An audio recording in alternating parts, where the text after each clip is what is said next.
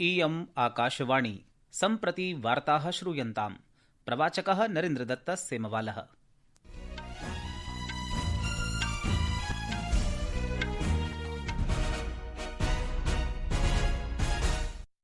आदौ मुख्यवार्ताः। ऑपरेशन सिन्दूर इत्यस्य विषये अद्य लोकसभायां विशिष्टा चर्चा अभवत्। सर्वकारेण सेनायाः पराक्रमः प्रशंसितः। सर्वोच्चन्यायालयेन अद्य कलकत्ता उच्चन्यायालयस्य अन्य अप्रगतिशीलवर्गाणां संशोधितसूच्याः कार्यान्वयनस्य अन्तिमादेशः स्थगितः। हरवानक्षेत्रे महादेव इत्यभियानस्य अन्तर्गतं सुरक्षाबलैः सह द्वन्द्वे 3 आतङ्कवादिनः मारिताः। स्वीडन देशस्य राजधान्यां स्टॉकहोम नगरे अमेरिका चीन देशयोः मध्ये नूतनव्यापारवार्ता अद्य आरप्स्यते। अपि च दिव्या देशमुखः FIDE महिला विश्वचषके कोनेरू हम्पी इत्येतां पराजित्य ग्रैंड मास्टर इति सम्मानम् अद्य गच्छत्।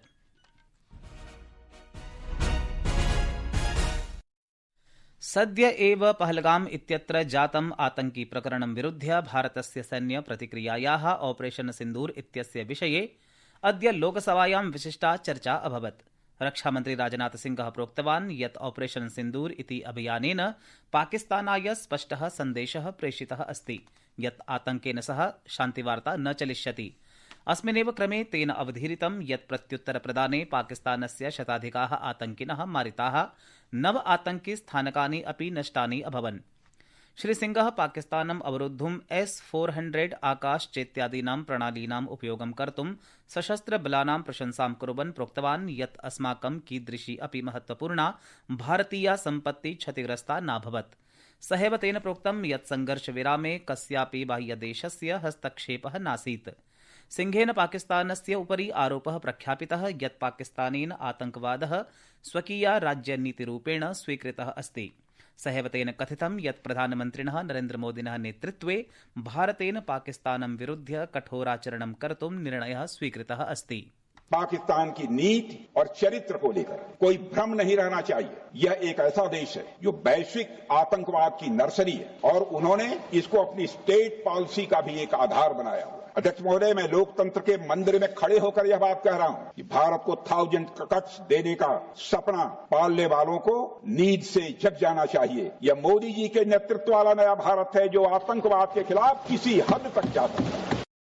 सर्वोच्च न्यायालयेन अद्य कलकत्ता उच्च न्यायालयस्य अन्तरिम आदेशः स्थगितः, येन पश्चिमबंगाल सर्वकारेण अधिसूचितायाः OBC इति अन्य अप्रगतिशीलवर्गाणां संशोधितसूच्याः कार्यान्वयनं स्थगितम्। भारतस्य मुख्य न्यायाधीशेन BR गवई वर्येण न्यायमूर्तिः K विनोद चन्द्रन इत्यनेन न्यायमूर्तिः NV अंजारिया इत्यनेन च पश्चिमबंग सर्वकारेण प्रख्यापितायाः विशिष्ट अनुमतियाचिकायाः विषये सूचना निर्गमने स्थगनादेशः पारितः।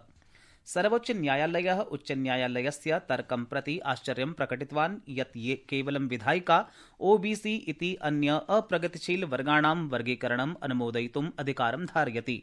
एतत् स्पष्टीकृत्य यत् आरक्षणं कार्यकारिक्षेत्राणां परिधौ अन्तर्भवति। मुख्य न्यायाधीशः गवईवर्यः उच्च न्यायालयस्य टिप्पण्याम् असहमतिं प्रकट्य अकथयत् यत् राज्येण 22-2000 अधिनियमे संशोधनं कर्तुं स्वकीयायाम् अनुसूच्यां नवाः कक्षाः योजयितुं च सूचनाप्रपत्रस्य प्रस्तुतीकरणं विधानमण्डलसमक्षं विधेयकस्य प्रस्तुतीकरणं च आवश्यकरूपेण विधातव्यम् आसीत्। अवधेयं यत् कलकत्ता उच्च न्यायालयेन जून मासस्य 17 दिनाङ्के OBC A OBC B इत्यनयोः समूहयोः 40% उपश्रेणीभ्यः राज्येण प्रकाशिताः आरक्षणसम्बद्धाः अधिसूचनाः स्थगिताः आसन्। शीर्षन्यायालयः सप्ताहद्वयाभ्यन्तरं प्रकरणे अस्मिन् कार्याचरणं विधास्यति। श्रीनगरस्य हरवानस्य लिडवासक्षेत्रे अद्य महादेव इत्यभियानस्य अन्तर्गतं सुरक्षाबलैः सह द्वन्द्वे 3 आतङ्कवादिनः मारिताः इति भारतीयसेनया X इत्यत्र प्रकाशिते सन्देशे प्रोक्तम्। अभियानेन सह अन्वेषणम् अधुनापि प्रचलति। कश्मीरस्य आरक्षिमहानिदेशकेन आकाशवाण्या सह संवादे प्रोक्तं यत् हतानाम् आतङ्कवादिनाम् अभिज्ञानम् अधुनापि न अभवत्।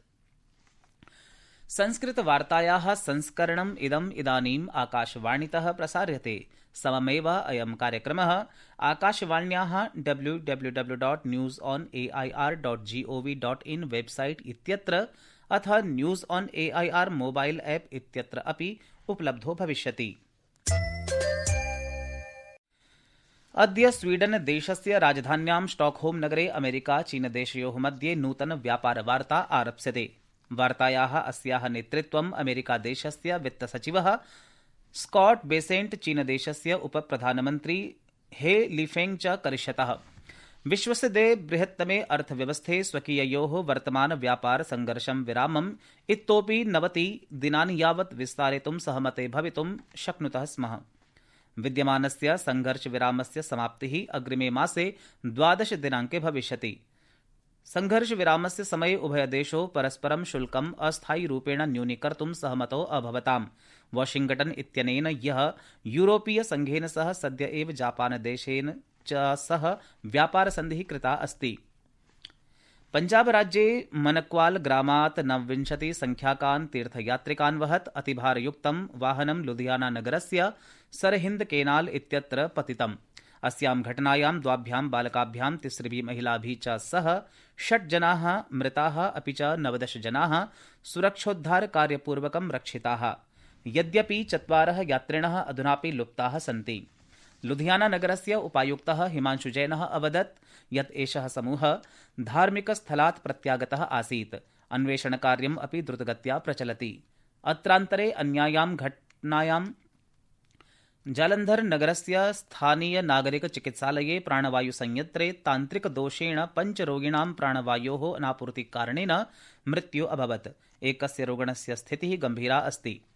राज्यस्य स्वास्थ्यमन्त्री बलवीरसिंहवर्यः चिकित्सालयं गत्वा 24 होराभ्यन्तरम् अन्वेषणं विधातुम् आदेशं दत्तवान्। प्रकरणेऽस्मिन् प्रतिवेदनं च याचितवान्।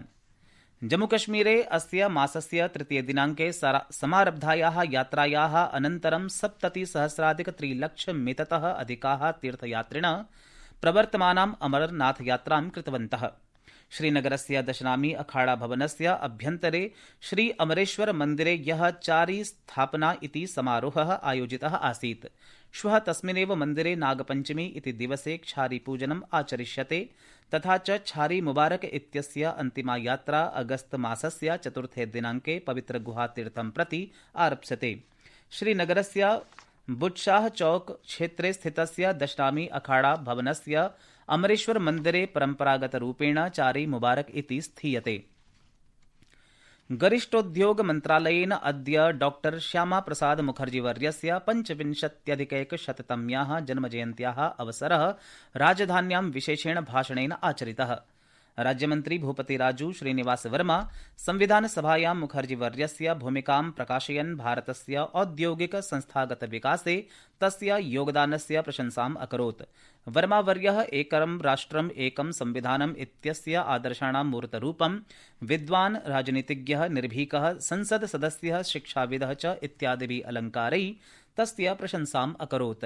मुखर्जीवर्यस्य उत्तराधिकारस्य सम्मानं कुर्वन् लघुचलच्चित्रम् अपि प्रदर्शितम्। विदेश सचिवः विक्रम मिस्री अद्य नवदिल्ल्यां जापानदेशस्य विदेशप्रकरणानाम् उपमन्त्रिणा ताकेहिरो फुनाकोशी इत्यनेन सह मेलनम् अकरोत्। उभयपक्षौ रक्षा, सुरक्षा, आर्थिक सुरक्षा, व्यापार, निवेश, प्रौद्योगिकी आदान प्रदानं चेत्यादीन् विषयान् समेत्य भारत जापानयोः द्विपाक्षिक सम्बन्धानां विषये अपि विचाराणाम् आदानं प्रदानम् अकुरुताम्। वैश्विकानां क्षेत्रीयाणां च महत्वपूर्णेषु विषयेषु अपि तौ मतानाम् आदान प्रदानं कृतवन्तौ। श्री मिश्री तस्य समकक्षीय च भारत प्रशांत क्षेत्रे तथा बहिः च शान्तेः, समृद्धेः, स्थिरतायाः च कृते भारत जापान विशेष सामरिक वैश्विक सहभागित्वस्य वर्धमानं महत्वं पुनः दृढीकृतवन्तौ। विदेश मन्त्रालयः अवोचत् यत् भारत जापान सम्बन्धस्य विविध परिणामेषु प्रगतिं समीक्षितुं संवादः महत्वपूर्णः आसीत् इति। श्री मिस्रीवर्यः तस्य समकक्षः च हिन्द प्रशांत क्षेत्रे तस्मात् परं च शान्त्यै, समृद्ध्यै, स्थिरतायै च भारत जापानयोः विशिष्ट रणनीत्याः वैश्विक सहयोगस्य च वर्धमानस्य महत्वं पुष्टिं कृतवन्तौ। विदेश मन्त्रालयः प्रोक्तवान् यत् एषा वार्ता भारत जापानयोः सम्बन्धानां विभिन्न आयामेषु प्रगतिं समीक्षितुं सहायिका आसीत्। दिव्या देशमुखः इत्यनया अद्य FIDE महिला विश्वचषके स्वकीयेन विजयेन सह ग्रैंड मास्टर इति सम्मानम् अङ्गीकुर्वती चतुर्थ भारतीया महिला अभवत् इति वार्ताः।